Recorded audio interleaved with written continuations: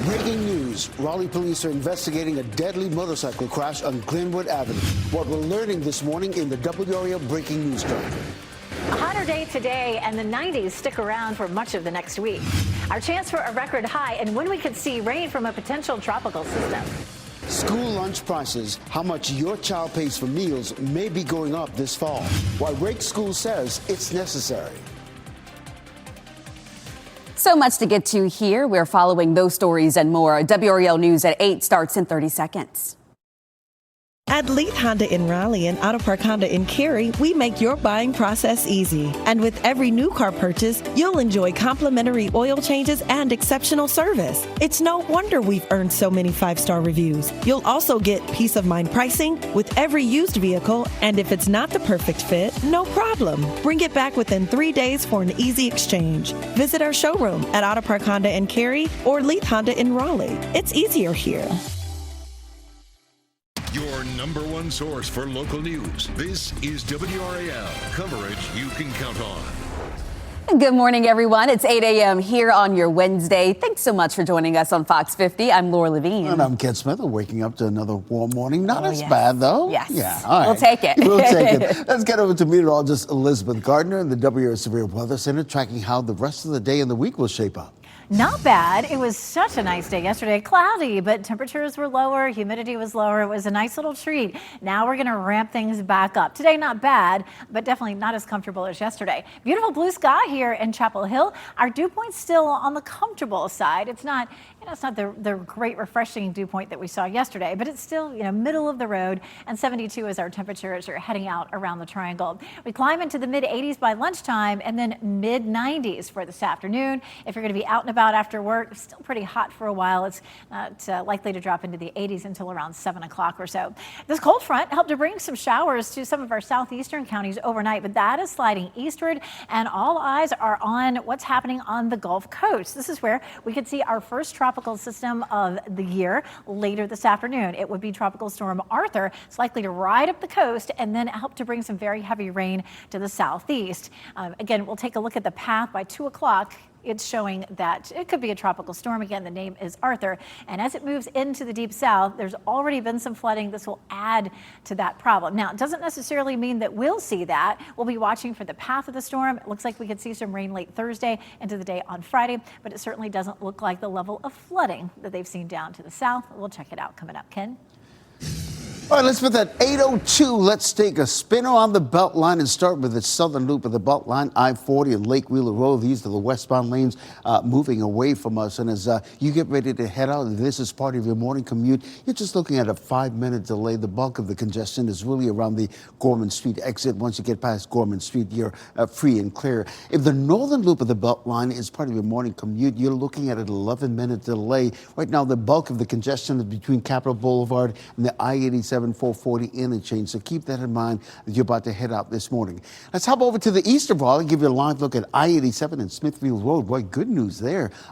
Traffic is flowing at a nice steady clip, which is not the case usually this time of the morning coming in from Nidell and I-87. Right now, you're just looking at a 3-minute delay if you're coming in from Nidell and all points east. Just a 6-minute delay for our friends in Wake Forest coming in on Wake Forest, and just a 3-minute delay if you're coming in from Apex at this hour at US 1 North. You're getting ready to head into the car. Tune us in on the radio, 101.5 HD3. Okay, Ken, thank you. New this morning, traffic is back moving again after an overnight crash on Western Avenue in Raleigh. This crash happened just off of I-440 before midnight. The WRAL breaking news tracker captured video of a car trapped by a fallen tree in the road. Downed trees and downed power lines were also spotted in that area. Duke Energy's outage map shows about a dozen customers without power. And part of Glenwood Avenue near Oberlin Road in Raleigh is back open after a deadly motorcycle crash. Police say the motorcyclist died at the scene. They say excessive speed may have played a role in that crash that happened just before 3 this morning. There were no other vehicles involved and the road reopened about 6 a.m. Well, the cost of your child's school lunch could be going up once again this fall. Today, Wake County school leaders will consider increasing the price of meals. So let's bring in WRAL's Kelsey Coffey this morning, who's live at the Wake Schools headquarters in Cary. And Kelsey, we're talking about 5 years in a row with a price hike. Yes, Laura, your child's school lunch could get even more expensive next school year. Wake County school leaders will be meeting here at the board headquarters tonight to make their final decision. Prices could increase 25 cents per meal. So that means the cost of your elementary schoolers' lunch could soon be $4, and your middle school or high school students' lunch could be $4.25. This change could cost a family with 2 children about $90 more next school year. The district is planning to charge higher prices because of increased food and delivery costs. Plus, they have to cover the cost of pay increases for employees. School cafeterias are not directly funded by the state or county budget. WRAL education insider Emily Walkenhorst explains how this funding works. They're really funded by themselves, by the sale of meals, by any reimbursements they might get from the state or federal government for students who are lower income.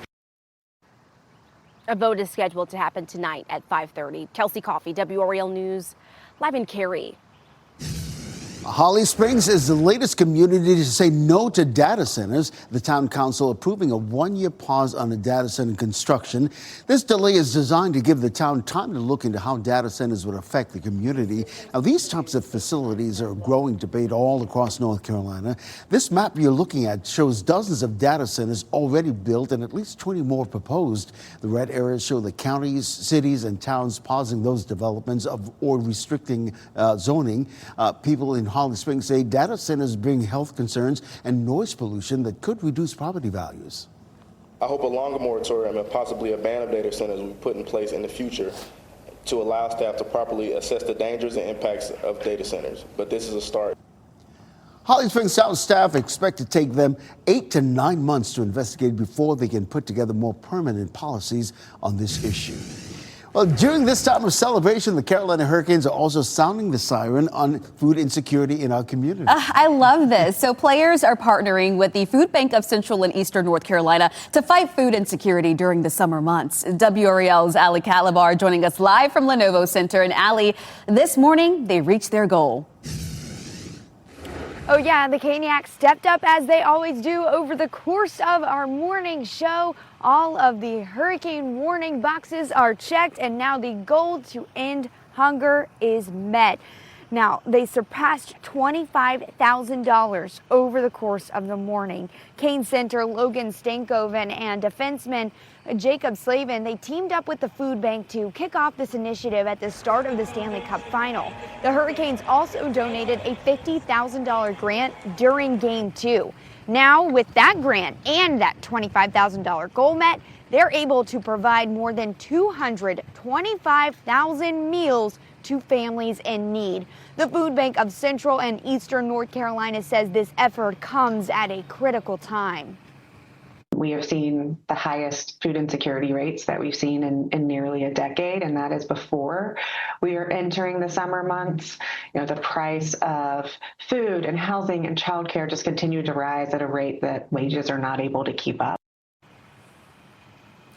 So let's keep that goal, keep surpassing that goal. You can go to the link on our website, WRAL.com, to continue donations. I think at last check it was at $25,200. Amazing job. Reporting live at Lenovo Center, Ali Calabar, WRAL News. Yeah, talk about a win-win. And the city of Raleigh will honor the Carolina Hurricanes with a big parade Saturday, and you're invited to help celebrate the Stanley Cup champions.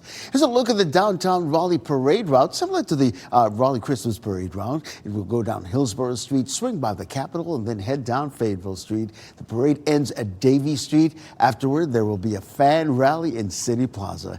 And if you're driving into downtown for those parades, these 5 city-owned parking decks will be free. Most are east of Wilmington Street. There's also the City Hall and Cabarrus parking decks. You'll want to stake out your spot early. The parade starts at 11 o'clock Saturday morning. The city is going to start shutting down roads as early as 3:30 in the morning, so keep that in mind. Of course, count on WRAL for live team coverage of the Big Canes Parade Saturday. We'll have more than a dozen crews in downtown Raleigh, so you can see every angle of the celebration if you can't make it downtown. We'll carry the entire event live, including the fan rally at City Plaza. You can watch WRAL on air and online. Okay, your time now, 8:09. Budget shortfall. As Zebulon deals with financial issues, a proposal is on the table. The growing debate over how to use the town's tax dollars. Also, bringing the cup to the people. The Stanley Cup, well, that's been making the rounds around Raleigh after the Hurricanes brought it home. The most recent stop and its connection to the players. And if you want to see the Cup, head out to the parade on Saturday. It'll definitely be parading around. Of course, people will get there early. I'm sure 75 at 9 a.m. And then during the parade, temperatures will be mainly in the mid-80s. We are looking at rain before the parade tomorrow and Friday. I'll show you how much we could see coming up.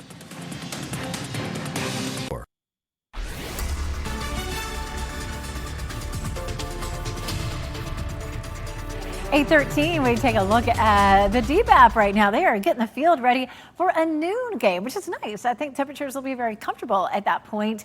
And, nice day to get out there if you can. Right now, temperatures are mainly in the low to mid 70s. It is 68 in Roanoke Rapids, but 72 in Fayetteville, 74 in Wilson and in Rocky Mount. Temperatures today will be warmer than they were yesterday, but still, game time not bad. Game starts at noon, 86 degrees, and by the time the game is wrapping up, we'll start to climb into the low 90s. But if you can find a shady spot, it will look good. Tomorrow will be much hotter, and we're looking at the chance of some storms late Thursday into Friday, and that may be due to a tropical system. It's a potential tropical cyclone. Meteorologist Chris Michaels coming up in just a few minutes to talk about what that means. Ken? All right, Elizabeth, happening now in the WRAL Traffic Center. We're picking up a real jam session in the northern loop of the Beltline, I-440 New Bern Avenue. If you're stuck in that, not music to your ears. So let's widen out the view and show you what we're talking about. The bulk of the congestion is between Capitol Boulevard and the I-87 440 interchange. But once you get past Capitol Boulevard, it's clear sailing all the way over to Wayne Avenue. You're looking at a 10-minute delay right now. I'll look at some other routes to let you know if I'm picking up any delays coming up in about 10 minutes. Ken, thank you. Today, a bill on changes to how North Carolina runs its elections is headed to the State House floor. The proposal would affect nearly every part of the election process, including post-election audits, primary voting rules, and ranked choice voting. More than 100 protesters packed the legislature Tuesday, chanting in opposition to the measure. Republicans say it strengthens election integrity, and Democrats say that it could restrict voting access. For more on this debate, you can head to the NC Capitol section of WRAL.com. Zebulon's top elected leaders may be getting a pay raise. The proposal is on the table as the town faces a $2.4 million budget gap. Zebulon's mayor could make $5,000 more each year, and commissioners could see their pay double to $16,000 annually. While leaders could make more, other town expenses could see cuts to bridge that budget gap. This includes returning millions of dollars tied to inactive or delayed capital projects. We should have been doing those things. If we're not doing them this year, when are we going to do them, and where would that money ever come from? So the mayor says the raises are needed in part to account for the time associated with serving in public office.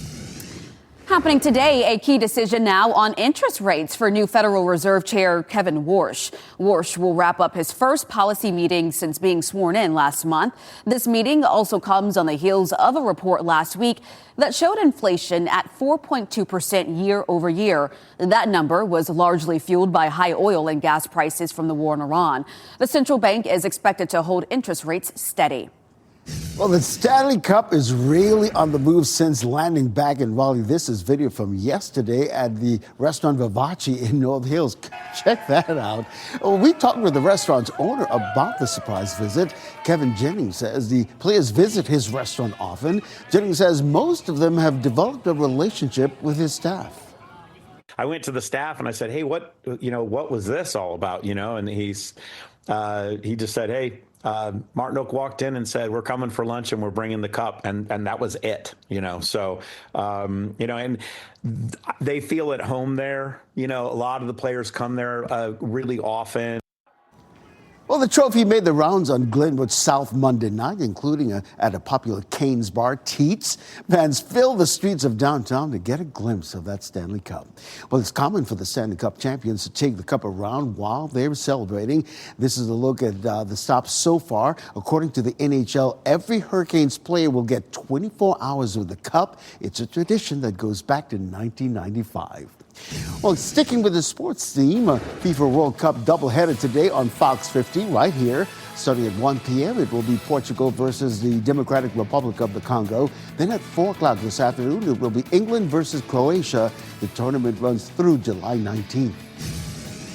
Water levels at Falls Lake are dropping as the drought continues. The U.S. Army Corps of Engineers says Falls Lake is now 5.3 feet below its normal level. The water supply is at 66%, which is down 3 from last week. At this time of year, the trigger level for Raleigh Water to go into Phase 2 water restrictions is 45%. The National Hurricane Center began issuing advisories on a potential tropical cyclone Monday. The question quickly became, what is that? Meteorologist Chris Michaels tells us what it is and why the National Hurricane Center has started alerting us on this.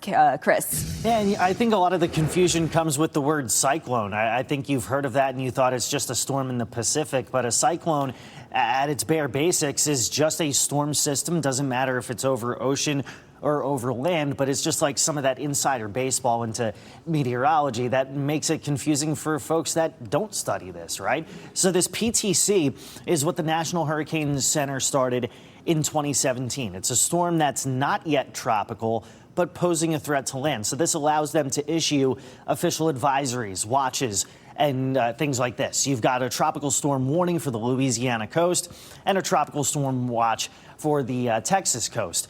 There you see the official cone that they're allowed to now issue, and you see it only goes out through Thursday. It's got a very narrow window of opportunity to actually turn tropical. Here's the thing about these kinds of storms. It almost doesn't matter if they have a name or not, because check out what it's doing right here in Texas, in parts of Houston and in Beaumont. You can see all the floodwaters there. Not a named storm, but it's dropping tons of rain on parts of the Gulf Coast. We've seen some other video in places like Mississippi. And you guys might remember, Elizabeth, I don't know if you remember, but right before Helene, there was, I think, PTC 8 that dropped like 2 feet of rain on Brunswick County. So these storms can do a lot. Yeah, they really can. And, a lot of these storms, we rate them based on wind speed. And there's been such a discussion of, how can we rate them based on their rain potential also? Because in so many cases, that becomes the biggest issue. And also with Helene, of course, that storm system, first of all, was well out ahead of it, where there was like a pre-storm and then Helene itself. That's kind of what's going on here. We have this cold front that's been bringing some rain along the Gulf Coast, and then we're going to add this potential tropical system to it. And let's take a look at that. So briefly, it could become tropical, and its name would be Arthur. It's not likely to be a tropical storm for long if it makes it to tropical storm strength. The main threat with this is going to be flooding across the southern U.S., but not for here, definitely for folks that are farther to the south. Right now, it's 35 miles southwest of Port O'Connor, Texas, with winds at 30 miles per hour. 38-mile-per-hour winds would make it a tropical storm. And again, that could happen later this afternoon, but not for long. Once it moves farther inland, it's likely to weaken back to just a depression or a low pressure system. The blue shaded area is where there's a tropical storm warning in effect, and that's going to be along the western Louisiana coast, where we could have some winds up to tropical storm force, but still, it's really going to be the rain that causes most of the problems. You see those red and orange shaded areas? That's where we're going to see as much as 4 to 8 inches of additional rain with more flooding there. Notice that we are not in North Carolina in those nice red highlighted areas. We don't want the flooding, but this is not going to be a drought buster for us by any means, anywhere from half an inch to maybe a little over an inch of rain. Now, of course, the tropical systems, we're watching the path of it, and depending on where it goes, we could see more or less rain. Not likely to see much on Thursday, but late in the evening, some scattered showers and thunderstorms, and then some scattered showers overnight. And then on Friday, there's 6 a.m., there's lunchtime, and then look at that, boom, here comes a line of thunderstorms for us on Friday. So 2 chances late Thursday, and then again on Friday. Thursday, we're looking at a level 1 risk. Some gusty winds would be our biggest threat from those storms on Thursday. We take a look at what's happening right now. Still a couple of sprinkles in our southern counties, especially Cumberland and Sampson County, where we had some rain earlier. It's still fairly gray down there and a little bit on the wet side, but that's all shifting out of here, and the rest of the day is nice and dry and bright. Chapel Hill looking beautiful and sunny, mid-60s. That's the dew point, and a temperature of 72. It will be hotter today than it was yesterday, in the mid-90s. 70s. And then Thursday, we could see a heat index of 106 in Lewisburg, 107 in Lillington and Fayetteville. So tomorrow we have two things that we're watching for. One, some intense heat, possibly a heat advisory, and then that chance for some severe storms. Showers and storms for Juneteenth. Right now, Saturday and Sunday look dry for the Canes Parade and Father's Day. Ken? All right, Elizabeth, happening now in the WRAL Traffic Center. We're going to start at the northern loop of the Beltline, I-440 and New Bern Avenue. These are the westbound lanes moving very slowly this morning. And this is the kind of congestion that we sometimes see on this northern loop of the Beltline this time of the morning. Right now, you're looking at a 10-minute delay between the I-87 440 interchange all the way over to Wade Avenue because the bulk of the congestion is up until Capitol Boulevard. And once you get past Capitol Boulevard, it's clear sailing. To the southern loop of the Beltline, I-40 Lake Wheeler Road, we can still see some heavy congestion as well. But as we widen out the view, right now you're looking at just a 5-minute delay on that southern loop of the Beltline. Okay, Ken, thank you. Digital minimalism. Feel like your phone is impossible to ignore? Well, 5 on Your Side shows you how to cut back on scrolling and take back your time.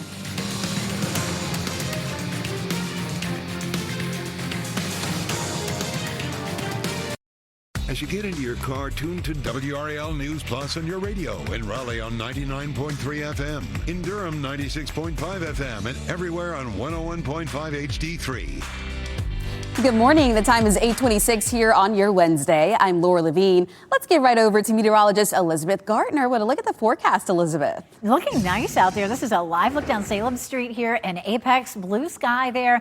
You know, this time of year when we have a lot of sunshine typically means it's going to be warm, and it will definitely be hotter than yesterday, but just a little above normal. Right now, temperatures are in the low to mid 70s around the triangle as you're heading out the door, and we do climb into the low and mid 90s for this afternoon. Not a lot of humidity today, but tomorrow that changes. We'll see temperatures up near record highs, feeling more like about 105 or hotter, Ken.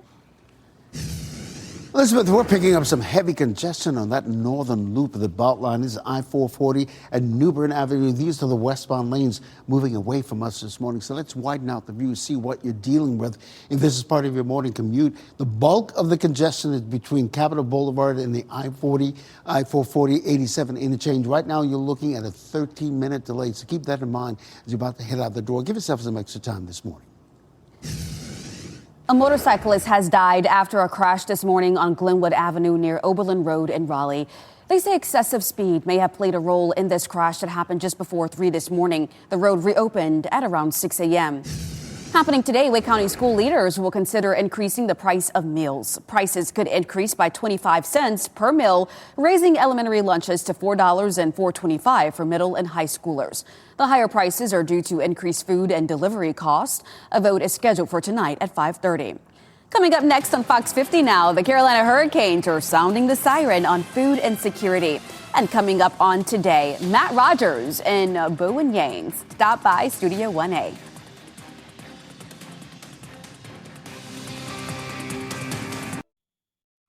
Breaking news. Raleigh police are investigating a deadly motorcycle crash on Glenwood Avenue. What we're learning this morning in the WRAL Breaking News Track. A hotter day today, and the 90s stick around for much of the next week. Our chance for a record high, and when we could see rain from a potential tropical system. New AI policy. Today, Wake school leaders discuss artificial intelligence in the classroom, how these proposed changes could impact how your student uses the technology. Lots to get to this half hour. We're so glad you're with us. I'm Ken Smith. And I'm Laura Levine. Yes, happy to get you updated here on your Wednesday morning. Let's get you updated on the forecast with meteorologist Elizabeth Gartner. Elizabeth, it's been a hot week, and we're still looking at some warm temperatures. We definitely are. We take a live look to start with here at Gibson Play Plaza at Dix Park. Not a lot of people there yet, but man, I tell you what, they've got the best little water play area for when it's hot. So that may be the place where people head today. Right now it's 72 with a dew point of 65. Which still feels relatively comfortable. So if you had anything you needed to do outside, need to get that exercise in, walk the dog, get out with the kids to play, you know, now that school is out, you want to do that before lunchtime. After that, mid 80s at noon, and then we climbed to 94 this afternoon. So it could be a good pool day, that's for sure. We do have some showers and storms in our forecast for late tomorrow into Friday, thanks to this system that's developing here off the Gulf Coast. Winds at 30 miles per hour on a potential tropical cyclone, but later on this afternoon, afternoon, it could become our first storm of the season, Tropical Storm Arthur. It's likely to bring more flooding to parts of the deep south. That does not include us. We do have the chance of some rain late Thursday into the day on Friday. It's not likely to be a drought buster, but I'll show you how much we could see coming up. Ken? All right, Elizabeth, happening now in the WRAL Traffic Center. We're picking up some heavy congestion on that northern loop of the Beltline, particularly in the area of I-40, 440, and New Bern Avenue. You can see those westbound lanes moving away from us. So here's what it looks like as we widen out the view of that section of the bulk of the congestion between Capitol Boulevard and the I-87, 440 interchange. Right now, you're looking at a 13-minute delay, so keep that in mind as you work out your morning commute. That northern loop of I-540, those westbound lanes, if you're navigating that this morning, you're looking at an 11-minute delay. There's some delays around Capitol Boulevard, Falls of News, and Creedmoor Road. Once you get past Creedmoor Road, it's really clear sailing all the way to I-40. That southern loop of the Beltline, we're picking up some heavy congestion as well. I-40, Lake Wheeler Road. These are the westbound lanes moving away from us this morning as we show you what you're looking at in terms of your drive times. Right now, you're looking at a 5-minute delay on that southern loop of the Beltline. You're getting ready to head out the door. Tune us in on the radio, 101.5 HD3. Ken, thank you. Traffic is moving again after an overnight crash on Western Boulevard in Raleigh. The crash happened just off of I-440 before midnight. The WRAL breaking news tracker captured this video of a car trapped by a fallen tree in the road. Down power lines were also spotted in the road. Duke Energy's outage map shows about a dozen customers still without power. And part of Glenwood Avenue near Oberlin Road in Raleigh is back open after a deadly motorcycle crash. Police say the motorcyclist died at the scene. They say excessive speed may have played a role in that crash that happened just before 3 a.m. There were no other vehicles involved, and the road reopened at around 6 a.m. Happening today, the man accused of kidnapping a woman and crashing into a Raleigh police officer cruiser with an officer inside will be in court. We're talking about Ahmad Nazir, facing multiple charges, including fleeing and eluding and assaulting a female. Witnesses told Raleigh police they saw him push a woman into a Chevy Tahoe on Lake Vista Drive yesterday. Officers spotted his SUV a short time later near Creedmoor Road and chased after him. He led them back to Lake Vista Drive and crashed into a Raleigh police cruiser with the officer inside. Again, you're looking at video of the aftermath of that crash. The officer was okay and no one else was hurt. He's expected in court at 1:30 this afternoon. Well, today, work to put new AI guidelines in place at Wake County Schools takes another step forward. Let's bring in WRAL's Kelsey Coffey. She's live outside school board headquarters there in Cary. And Kelsey, most districts already have AI policies in place. Yes, Kim, they do. So that's one of the reasons why Wake school leaders will be taking one step forward today to nail down a policy of their own. Talks about a new AI policy have been happening here inside the school board headquarters for months now. North Carolina lawmakers are considering making guidelines at the state level, too. A new law could require the State Board of Education to adopt standards for AI literacy in schools and set a model policy that would have to be followed by local school districts.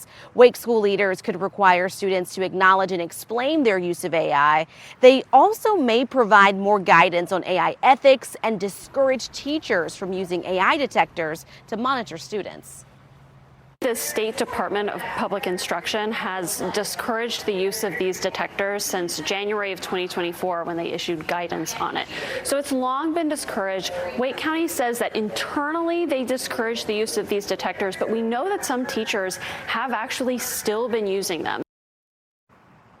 And we've even reported about one Wake County student who claims she was wrongly accused of using AI on an assignment by one of her teachers. Now, school leaders may not make a vote on this until August, but even if this new policy is implemented, it could be changed shortly after if state leaders decide to do another protocol. Kelsey Coffey, WRAL News, live in Cary.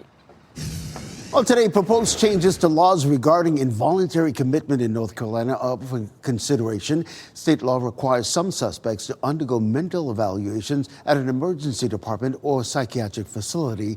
The House of Representatives proposing to change the location of those evaluations to county jails. The idea has received some pushback from law enforcement. The bill needs approval from the full Senate in order to go to Governor Stein's desk. You can read more about the bill on WRAL.com. The Hurricane Stanley Cup Parade is taking shape and preparations are happening right now in downtown Raleigh ahead of Saturday's celebration. So if you are driving into downtown for the parade, these 5 city-owned parking decks will be free. Now, most are east of Wilmington Street, and there's also the City Hall and Cabarrus parking decks. The parade starts at 11 a.m. and the city is going to begin shutting down roads as early as 3:30 in the morning. Fans are excited to celebrate the team's first championship in 20 years. Oh, it's everything. I mean, there's 4 major leagues. You get 4 champions a year, and the city of Raleigh has one of them. So it's the biggest it can be. There's nothing bigger. No matter the sport, this is what sports are all about. Going to get there with my kids, get there early. We're going to skip a basketball game and show up and look to see the cup. Gotta see the cup. So the city says the convention center and performing arts parking decks will also charge $10 to park. Outside of that, parking costs are up to the owners of those lots. So you'll want to get downtown early and find another way to get to the parade if you need to. So, Laura, speaking of the parade, here's the Stanley Cup parade route for this Saturday. It will go down Hillsborough Street, swing by the Capitol, then go down Fayetteville Street. Similar to the Raleigh Christmas Parade, the parade ends at Davie Street. A fan rally will happen after the parade in City Plaza. Well, you can count on WRAL for live team coverage of the Big Canes Parade this Saturday. We'll have more than a dozen crews in downtown Raleigh, so you can see every angle of the celebration if you can't make it downtown. We'll carry the entire event live, including the fan rally. You can watch on WRAL on air and online. Also on WRAL's YouTube channel, you can relive all the memorable moments of the Canes Stanley Cup win. That includes the celebration on the ice and our conversations with players, fans, and other key members of the Canes championship run. Well, during this time of celebration, the Carolina Hurricanes are also sounding the siren on food insecurity in the community. Players are partnering with the Food Bank of Central and Eastern North Carolina to fight insecurity and food insecurity during these summer months. So let's bring in WRAL's Allie Catlabar joining us live from the Lenovo Center. And Allie, this morning they have reached their goal. Yeah, the Caniacs stepped up as they always do. All the hurricane warning boxes are checked, and that goal to end hunger is met. Canes center Logan Stankoven and defenseman Jacob Slavin, they teamed up with the food bank for the Goal to End Hunger Challenge. That started at the beginning of the Stanley Cup final, and now about 3 days after their victory, we're talking about another victory. Now, each dollar will provide 3 meals to children, veterans, and working families. The Hurricanes also donated a $50,000 grant during Game 2. Now, with that grant and the $25,000 goal met, they're going to be able to provide more than 225,000 meals to those in need. Now, the Food Bank of Central and Eastern North Carolina says that this effort comes at a critical time. Our families with children are now having to think about how they're going to put 10 extra meals on the table each week per child. And for budgets that are already strapped, that is incredibly difficult. And again, they've surpassed that $25,000 goal. At last check, they were at $25,200. So more to go, more ways to donate as well. You can go to WRAL.com for that link to donate. Reporting live at Lenovo Center, Allie Catlabar, WRAL News. Well, today, UNC baseball could advance to the College World Series finals. The team is just one win away from the title series. The Diamond Heels will play West Virginia once again after the Mountaineers beat Troy in an elimination game 12-0 yesterday. Today's game in Omaha starts at 2 o'clock this afternoon. Well, top now 8:40. Coming up, Lenovo Center changes. Lenovo Center is about to look very different. What's happening behind those closed doors and why the price tag is turning heads. Plus, digital minimalism. Feel like your phone is impossible to ignore? Well, 5 on Your Side shows you how to cut back on scrolling and take back your time. And taking a look at what's happening, cold front sliding eastern brings us sunshine today, but a developing system could bring us some rain Thursday into Friday. That could be a tropical system. We'll talk about its potential coming up.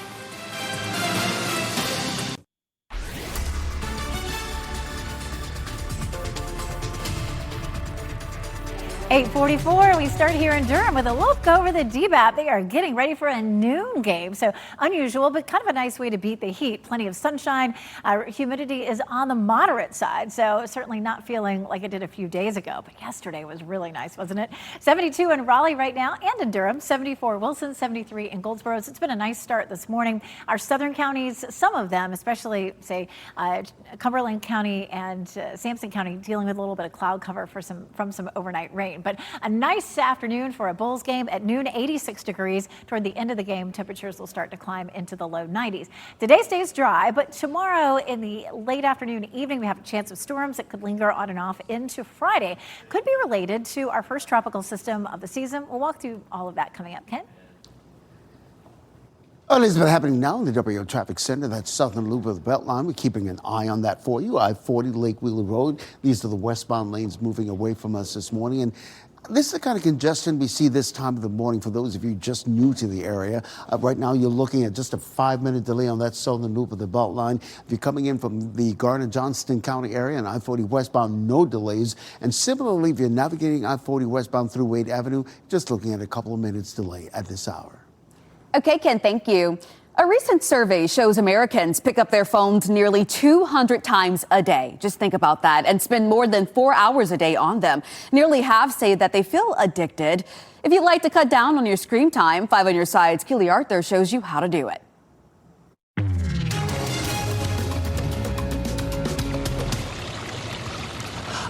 I'm sorry, I was distracted by my phone, which can lead to issues with stress, sleep, even our ability to connect with each other in real life. If you want to cut back on your digital use, here's what you should do. Start by just taking short breaks. Even just having your phone in another room for 20 minutes can help you build that comfort and tolerance being away from your device. You can also delete or limit time-wasting apps like social media, even temporarily. Mute noisy notifications. Set your phone to grayscale to make apps less tempting. Replace screen time with books, hobbies, or exercise. And ask friends and family to hold you accountable. And if you are really struggling, you can go into your phone and change the control settings. You can get something called a brick, which helps limit your app usage. And if you're feeling really adventurous, you can downgrade your phone to a flip phone. I don't know if I'm going to do that anytime soon, but it's a great idea. Keely Arthur, 5 on your side. So trying to curb your kids' screen time too? Well, coming up tonight on WRAL News, Keely will share the best apps on the market. Well, tomorrow's security will be tight as the New York Knicks fans gather in Manhattan to celebrate the 2026 NBA champions with a parade, of course. Plans are still being finalized, though. Right now, officials say each spectator will be screened before setting in to watch the parade. There will also be several NYPD checkpoints and sanitation trucks to block off side streets along the Canyon of Heroes. That's a 1-mile stretch of Broadway from Battery Park to City Hall. The security plan is similar to the one used the city's Israel Day Parade and will have a heavy police presence. Well, now that the cane season has come to an end, Lenovo Center is closing down for renovations. The arena will be closed for the next 8 weeks. Crews are replacing all of the seats in the lower level. They're also adding additional seating capacity in the lower and upper levels. The renovations also include new media work areas, a shrinking of the press box to add seats, and repairs to restrooms on the upper concourse. The work is part of the ongoing $300 million enhancement to the arena. A new DMV is now open in Fort Bragg. It's located on Normandy Drive near the Soldier Support Center.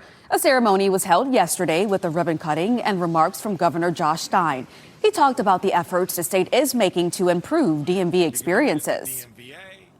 The days of getting up at 5 a.m. and standing outside the DMV praying that you get served are over in North Carolina. This new location will provide dedicated driver license services to service members, veterans, and military families on base. Today, Durham City officials and local business leaders will break ground on a new affordable housing development. The development will be called the Page Corner Apartments. The four-building housing community will be made up of 160 units ranging from 1 to 3 bedrooms. The apartments will be leased to residents earning up to 60% of the area median income. Today's groundbreaking ceremony will be at the site along Page Road starting at 11 o'clock this morning.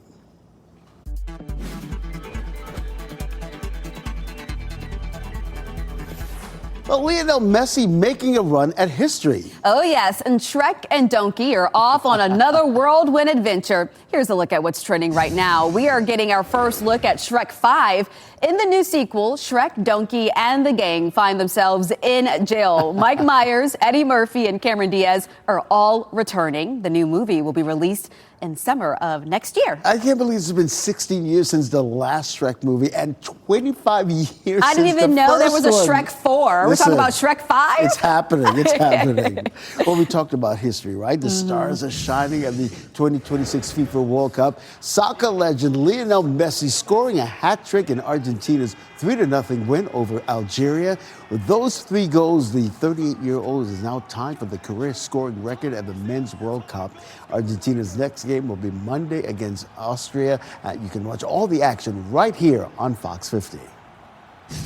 All right, well, let's get to meteorologist Elizabeth Gartner here right now as we're tracking a lot happening on the Gulf. It really is. So we have this front that's sort of draped across the Gulf, and that's been producing a lot of heavy rain. And then, of course, we have our potential tropical system here. Could become our first tropical system of the season, Arthur, a little bit later on this afternoon. We've seen lots of flooding along the Gulf Coast thanks to that front right there. We have some video to share from what's been happening in Mississippi. It looks like this is a bridge over a river at first, doesn't it? And then you look and you're like, wait, that's cars, isn't it?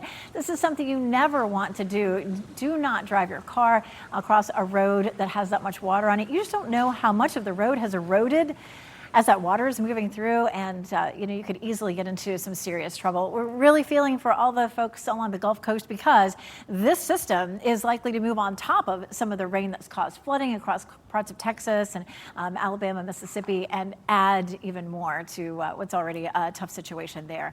So let's talk about it. We're going to get out and talk about what is potential tropical cyclone number 1. Basically, think of it as a tropical storm that might happen. That's the best way to explain it.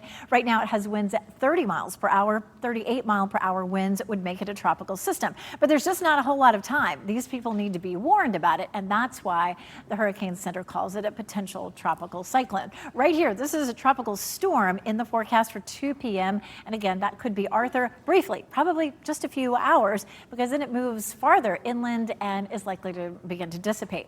Late tomorrow into the day on Friday, we could see some of the remnants. Most of it is going to end up tracking farther south, but at least we should have some rain. Early this morning, we had some showers around Fayetteville, Clinton, and along and east of I-95. All of that is pulling away from us right now. We're seeing plenty of sunshine in the triangle, but still some clouds in some of those southern counties. This is a look at Fenton and Cary, looking beautiful this morning. Our dew point is 65, which is, in the moderate zone. It doesn't feel as good as it did yesterday, but it'll feel a whole lot worse tomorrow. Right now, temperatures are in the low to mid 70s across the triangle, except for Chapel Hill, sitting at 69. Hotter today. Yesterday, mid to upper 80s, low to mid 90s this afternoon. Today does stay dry, and the humidity really gets cranked up for us tomorrow, so it will feel like 106. 106 would likely put us under a heat advisory. The Weather Service could issue that later today or for us first thing tomorrow morning.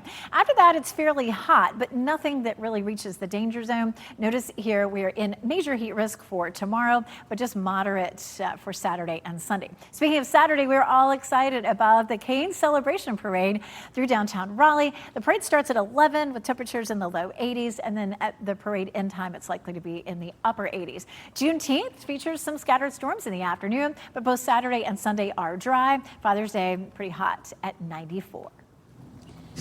Elizabeth, thank you. And before we go to break, here are the winning lottery numbers. We will have another check on weather and traffic coming up next.